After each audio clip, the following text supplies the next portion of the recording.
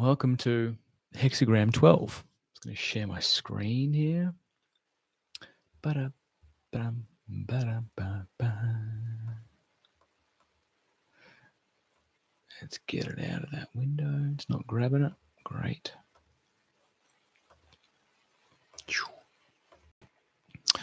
All right, here we go. I called in this one today. Hexagram 12. The judgment. Evil people do not further a person's perseverance. The great departs, the small approaches. In the words, the great departs, the sage describes the retreat of the helper a person needs to make. I'm going to start that again. In the words, the great departs, the sage describes the retreat of the helper a person needs to make progress in life. This helper is the sage that speaks through the I Ching, and that retreats whenever a person no longer recognizes his need for the help that comes from the invisible world. The term evil people refers to mistaken beliefs rather than to actual people. In this hexagram, it refers specifically to those mistaken beliefs that identify the helpers as humans, angels, or other mythical figures that humans have imagined. While the helpers of the invisible world can indeed operate through humans without their being aware of it, the help nevertheless comes from the helpers, which are invisible aspects of the cosmic consciousness. They come to help people during those moments in which they are humble. The helpers include the sage and the many anonymous helpers mentioned in Hexagram 19, approaching jointly line 5, as being experts in their fields. They include helpers for relationships, helpers for money needs, helpers to find jobs, helpers to find lost things, helpers for health, such as the cosmic doctor, helpers that lead one to insight, helpers that help one find seed phrases, and many others that are equally important. There are even helpers that are generated by the specific needs of the moment. It is important to realize that they are not human and do not have human like personalities. See, activating the helpers. Being halted in one's progress is meant to draw one's attention to the mistaken belief that there is no one to help but oneself. This view excludes the helpers, thereby blocking their ability to help. Such a person needs to ask the helper of transformation to free him from this belief and any other mistaken beliefs mentioned below that he may hold. The helper of transformation will enable him to widen his perspective by liberating him from the grip of his narrow views. This hexagram concerns the many states of mind that cause the helper of transformation to retreat. Among them are the melancholic state that locks a person into the view that everything meaningful has already occurred in his life, a hopelessness that sees no prospect for a resolution of the problems in his life, a helplessness that envisions him as abandoning and alone in life forever. Other misdirected states of mind are created by mistaken ideas, such as that a person's nature is defective, that everything is born into a hostile world, and that life is suffering. Such states of mind are also created by diffused feelings of guilt, as for being alive, for taking space with respect to wildlife, for what humans have done to nature, for being alive after someone better has died, and guilt due to the belief that a person owes his life to those, his parents, who brought him into the world. All these ideas take on demonic forms in the psyche, creating the disturbing states of mind mentioned. All these ideas are based on misidentifications of the way the cosmos functions, of the human place in it, and mistaken views of the range and importance of his responsibilities. Being halted also refers to the effort of a correctly said no. The no in this instance needs to be said by a person to put an end to the above mentioned mistaken beliefs he holds, or it needs to be said to others that hold them. It may also need to be said to egotistical acts. The inner no is also employed to stop an unwanted event, such as an unwanted visit, or to stop a person from encroaching into one's space. When a person, through fear, fails to say the inner no to someone's encroachment into his inner space, his fear causes the other person to do just that. The same applies if a person feels from a false sense of obligation that he ought to allow the intruder in. However, if his inner no is absolute and unwavering, the potential intruder will feel his inner firmness and withdraw. It is important that the person combine saying the inner no with asking the cosmos for help. He then needs to truly turn the matter over to the cosmos. After the person has experienced being protected by the helpers, it is important to thank them and not credit himself for the good effects. He also must not allow the ego to use the experience as an excuse to gloat or become overconfident, as happens when he presumes he now possesses the knowledge of how to control things. All such ideas cause the retreat of the helpers and create a fate. Receiving this hexagram can also call a person's attention to a fate he is experiencing due to seeing himself as belonging to a certain class of people and possessing rights on that account. The division of people into classes is the creation of the collective ego, which sorts people out into those that deserve only to have their bare needs met, and those who deserve the best they can get out of life. A person thus begins to assign himself to the class in which he grew up. This view has caused the fate he is experiencing, either by holding him in poverty or by having caused him to strive endlessly for wealth and position. The fate can be ended if he will rid himself of the self image as belonging to a class.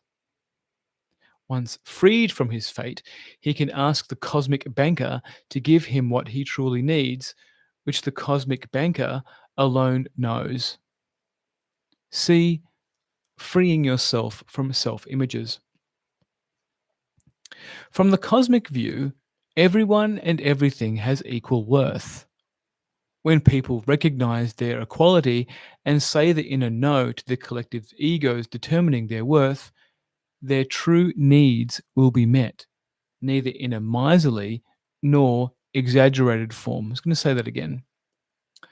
From the cosmic view, everyone and everything has equal worth. When people recognize their equality and say the inner no to the collective egos determining their worth, their true needs will be met, neither in a miserly nor exaggerated form. Among the many spells connected with this hexagram are those that create feelings of helplessness and hopelessness. Seed phrases connected with these spells are life is suffering, life is hell, life is work, life is a challenge, life is to be endured. Life is not meant to be a rose garden, life has no purpose. The purpose of life is to serve your betters.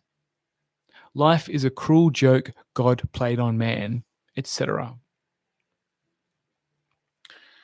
Now we do the lines. When ribbon grass is pulled up, the sod comes with it. Each according to his kind, perseverance brings good fortune and success. Here, ribbon grass, as a metaphor for false seed phrases, is pulled up by the helpers when a person says the inner no to those phrases. Each, according to his kind, refers to the helper that is needed to identify the particular seed phrase that has blocked its ability to function. This helper is invoked when the person asks the cosmos for help in identifying the phrases. A typical blocking phrase is, "There is nobody to help you but yourself."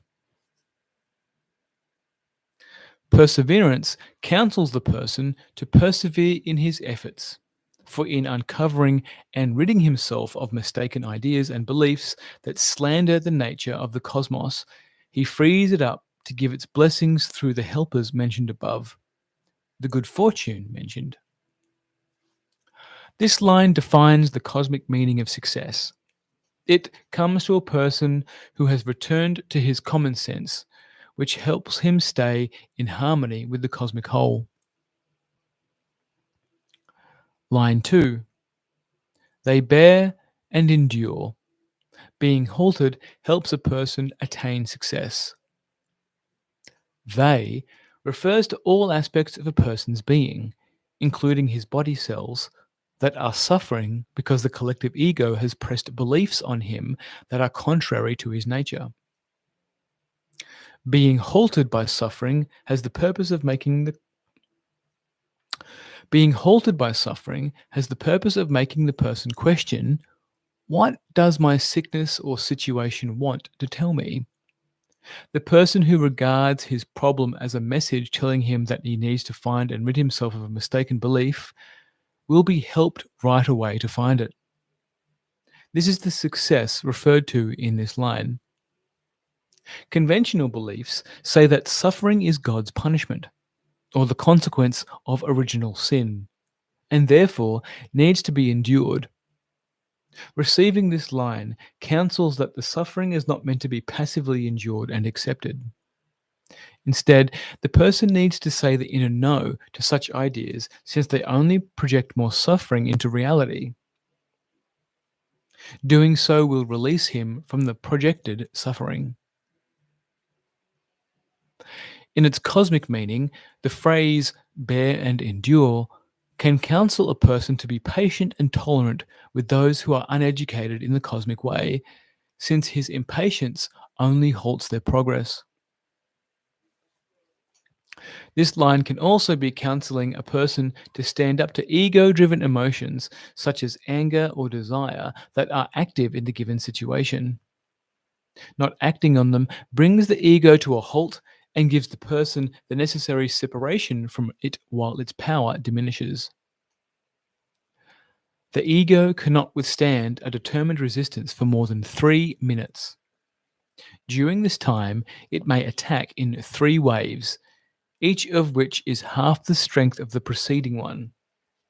After its pressure has entirely subsided, the person needs to remain on guard against any renewed attempts on its part to return, either through self pity, flattery, or self righteousness. Line 3. They bear shame. They bear shame refers to aspects of the true self that feel ashamed after someone has said the inner no to the ego in him. At this point, the person has begun to doubt the correctness of his actions. Shame is also experienced when a person's will is turned toward competition, when he throws away his kindness or loyalty on the ego in another, or when his patience and endurance are exercised towards someone who is encroaching into his private space. All misuse of a person's cosmic virtues betrays his true self, creating shame.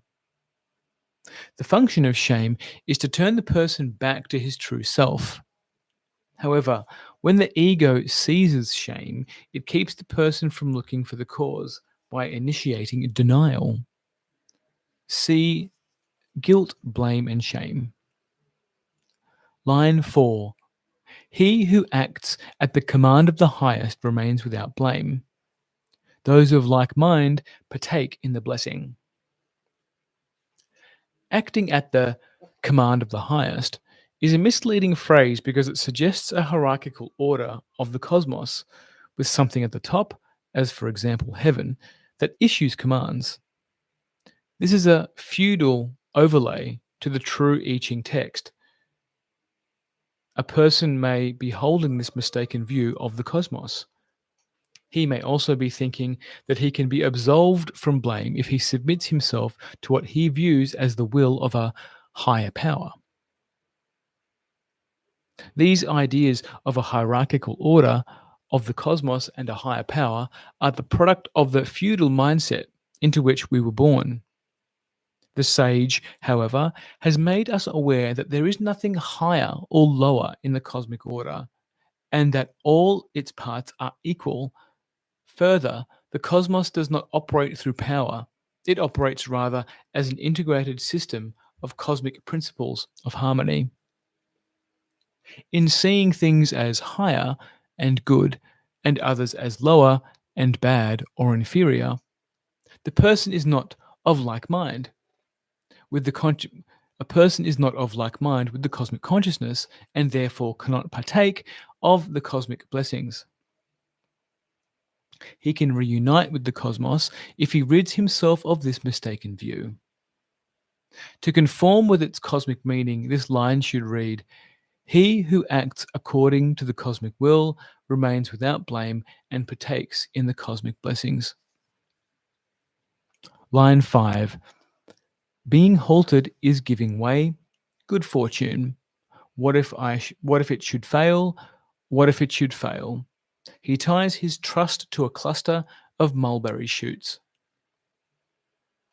This line is received after a person has asked for help to inform him that progress is being made on the inner plane. It also informs him that he must not allow doubts to interfere with the helper's tasks because they would shoo away the helper of transformation. He needs to ask, "Please, helpers, free me of my doubt." The helpers that free one from doubts are the cluster of mulberry shoots mentioned to which the person ties his trust. What if I should fail can also be counsel not to become overconfident after having come out of a difficult period. This is achieved by saying the inner no to his overconfidence. Line 6. Being halted comes to an end. Good fortune. Because a person has corrected himself by saying the inner no to a mistaken idea mentioned in this hexagram, his being halted is ended even though this may not yet be apparent. The traditional interpretation of this line is that in order to be released from a blocked situation or standstill, a person must make an external effort to end it. The sage informs us, however, that blockages are created by mistaken ideas and will continue indefinitely until the person deprograms them. Doing so, furthermore, pulls them up by the roots. See line 1. Therefore, the correction is permanent. Great. Great man. So, here are my reflections. You don't have to listen to these. So, hexagram 12, and I'm going to speak to the Gene Keys version of this. This is purity and discrimination. And if you're familiar with the Gene Keys, you can quite hear that the hexagram, the oracle of the cosmic way, is very different to the underlying meaning in the Gene Keys. Because while the Gene Keys I see speaks about synarchy, doesn't really know how to do it. It doesn't really show you how to do it. It shows you that it's over there somewhere. We get to it over there. We've just got to all activate our cities and all be in our gift and it'll magically happen. This version of the I Ching does. And if you're new to this, then I'll explain this to you. This version of the I Ching was recreated or created from scratch. No, it's not. It's recreated from Wilhelm's version. And Wilhelm translated it from Chinese to German.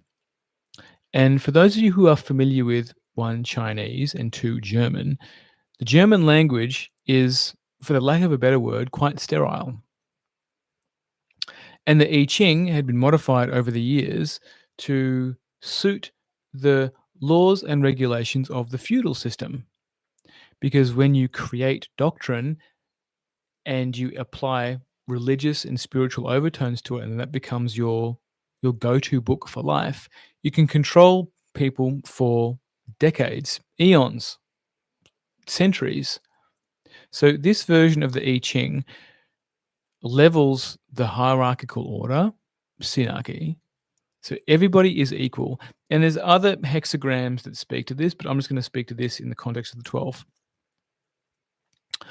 When I could see that everything is equal, it was a game changer for how I relate to the world, how I relate to people, how I relate to everything.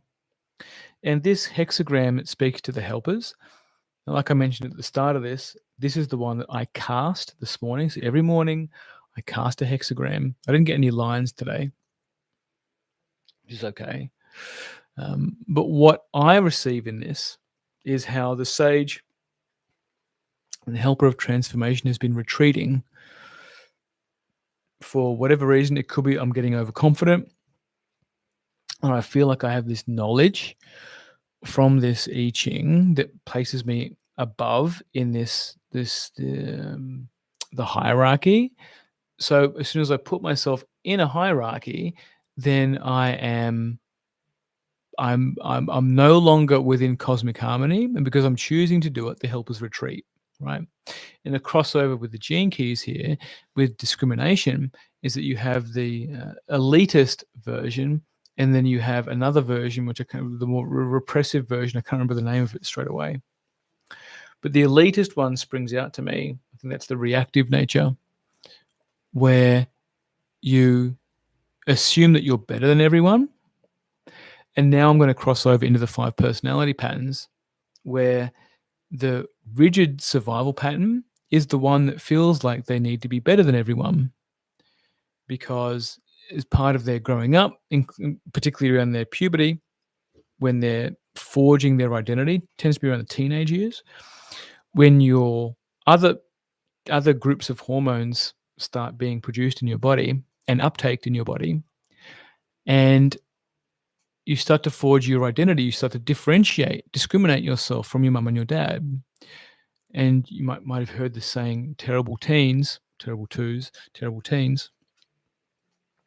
Or they're just being a teenager. It's like, yeah, and they might actually need some guidance to help tease apart who they are from you, mum and dad. And discrimination is an important part of that. But in the context of this hexagram, is by being able to keep equal, like knowing that, yeah, like I'm not better than my mum and dad. I'm not better than them as people. And I have my own views of how I want to move forward in the world. In that, the inner know is a very powerful tool to do that, because the teenager energy, and in my relationship work, I find a lot of people are stuck at that teenager stage of development. And attachment theory doesn't touch this. Polarity certainly doesn't touch this. Nonviolent communication won't touch this. Your stage of development at a teenage year requires you to have compassion, be given compassion, and also allowed to tantrum, because now your tantrum is given an adult body. When you're a child and you tantrum, you're limited by your physical capacities. So you can have an adult can effectively hold you. Mummy and dad can hold you in a tantrum. As a teenager, you have a lot of power. And where am I going with all of this? Is that by being able to see that the teenager doesn't have to the teenagers of the past, I feel like, have needed to discriminate against their mum and their dad and their family system in a violent way, purely because they haven't understood their place in the family. So if you look at a family system, and if you look at mothers, fathers, and children, there's an implied order that daddy's at the top. And family constellations do this, which is why there's a blind spot in family constellations, which every single modality has a blind spot. And I've said this before in other podcasts and other content, that particularly if you're a facilitator, if you feel like you're modality is above reproach, if it's perfect, then you'll incur some kind of fate, and it'll end up showing you in your relationships. So the family systems has a blind spot where it implies hierarchy. And I can tell you right now that in the work that I do, when I level it, when I help people equalize wherever they've put people on the hierarchy, their relationships work naturally, organically, because they're stepping into the cosmic flow. They're stepping into what it is that they want to create. And then for my own journey with this, like being able to put down the seed phrases and the self images of how I need to show up as a man, uh, it's given me space just to be myself, and always wanting to be in the know. I can allow other experts in the field that are from the invisible world to come in and just step in, so I can enjoy my life even more now, right? I can enjoy my life even more now. And I said this to some of my clients who also own their own businesses, is when you start looking at this I Ching, how you show up in the online space or how you show up in business can feel rather discombobulating, disorientating, because you're told to how to run a business by professionals who have done it before, like the Alex Hermosis or the Gary Vaynerchuks, or anybody that you're following on Facebook right now that gives you business tips, how to scale your business or whatever, right? When you listen to those people and not check in with your own truth, then you incur fates, and then you wonder why, even though you're doing the things, you're still not getting the results that you want, which shows up in relationship work too. You're doing all the things, but you're still not getting the outcomes that you want. You're still single, or you're still floundering in a complicated relationship, or you've just become resigned, and like you're just like, oh, sod it. I'd rather go buy a dog, because relationships are too hard. So in that, there's a humility, which this gene key speaks to. Sorry, this hexagram speaks to. A humility here of being able to just really be sincere and modest in how you show up when you are speaking to Sage, the helper of transformation, and all the other helpers. Because for me, like right now, again, I'm approaching this another season in my business where I need to either fish or cut bait using the I Ching, the Oracle of the Cosmic Way. And by fish and cut bait, he said, well, either I'd use it or I cut it off and go back to the old way. And this is the timeline split, right? And I think other people that are familiar with timeline splits and parallel timelines, this is part of it. Okay, so to cut bait means that I'd go back into the matrix, right? Just do the hard grind, reach out to people who don't want to be reached out to, try and convert people who have no interest in actually working with me, trying to cut my prices to get some kind of money in my bank account. And what that does is actually exhausting and doesn't feel correct. Like my common senses continuously tell me, don't do that, don't do that, don't do that. But then I outsource to somebody else who's a professional, or who sells this as part of their collective ego traits. And I listen to them and I do the thing because they told me to, right? So where I'm going in all of this is that there's another way that's being presented to us again. And when I say the inner no to the thoughts and the ego that pop up that say, John, you should post this. John, you've just seen the other person post a thing. Let's post something in competition to them, right? Or, oh, that person's just posted how they got a new sale, or they've just scaled their business, or they've just got a brand new client, or they've just reached some new monthly recurring revenue that's a new record for them. So straight away, that FOMO, that fear of missing out, activates the ego. The ego goes, yeah, you're fucking up, John. You're fucking up. How are you going to take care of your family? Like, if you haven't got clients and you haven't got like good money coming in, like, how can you even call yourself you have a business, right? So all of these things crop up, right? This guilt, this shame, and they all come from self-images which aren't me, but they've been incurred and delivered to me as a child, particularly the rigid pattern, right? in the 5 personality patterns, the rigid pattern is the one that performs for their entire life. Doesn't understand why their relationships don't work. Their relationships are not easy. Doesn't understand why they keep attracting two main types of people, and they pendulum between the two. Either they're avoidant and dismissive, or they are overly needy and they do not know how to ask for space, right? So you end up either over investing or being rejected. And that's a reoccurring theme when the body is not being accessed. So, and I'll start wrapping this up, is that the ego is also installed in the body, and the helpers can help to remedy that at an atomic level when you say the inner no. But to find that inner no requires wading through the egoic armor, the armor on the body, and whether the armor is adipose tissue, whether the armor is like some rigidity in the body, the jaw, the neck, the back, the lower back, the feet, right? When you can access the body through some form of body work, the ability for you to say the inner no is much easier. You can become much more aware of your inner senses that tell you you should be, you could be doing this, you couldn't be doing not a good idea if you do that. And then you operate in cosmic harmony.